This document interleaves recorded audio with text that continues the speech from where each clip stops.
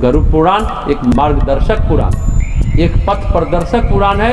उनके लिए जो अपने पितरों की उर्दगति के लिए चिंतित रहते हैं और सही मायनों में उनसे प्यार करते हैं। वे चाहते हैं कि उनके पूर्वज जहाँ भी रहें अच्छी तरह से रहें। गरुड़ पुराण सा मार्गदर्शन करने वाला अच्छा शास्त्र और कोई नहीं।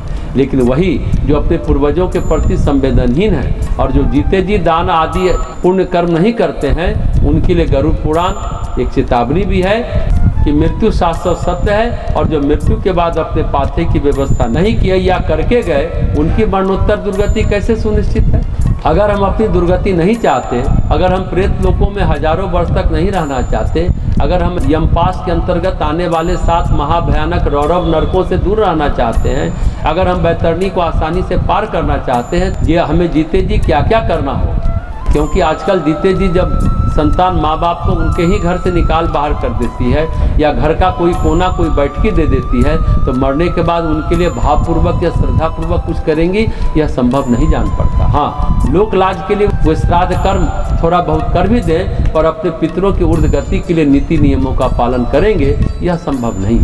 श्राद्ध वास्तव में एक प्रकार की श्रद्धा है और श्रद्धा जब उस शिखर पर होती है, भावपूर्ण होती है, तो कोई कार्य अच्छी तरह से हो पाता है। लेकिन आज तो भाव ही खो गए हैं। भाव विहीन श्रद्धा भी तो एक तामसिक गुणों से ही युक्त होगी। जैसा कि भगवान कृष्ण ने गीता के 17वें अध्याय में श्रद्धा के 3 गुणों 17 स्तंभ के आधार पर एक तामसिक प्रकार की श्रद्धा की बात की है। और तमस का अर्थ ही है अंधकार।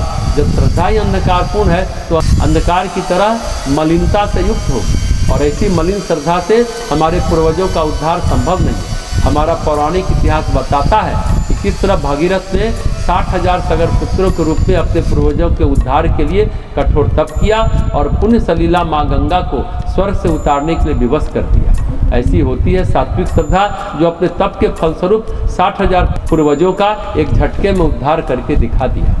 लेकिन हम अपने ही दिवंगत माता पिता, दादा दादी, चाचा चाची, ताऊ ताई, पति पत्नी का उद्धार करने के लिए उतने संवेदनशील नहीं हो पाते जितना हमें होना चाहिए। इसलिए गरुड़ पुराण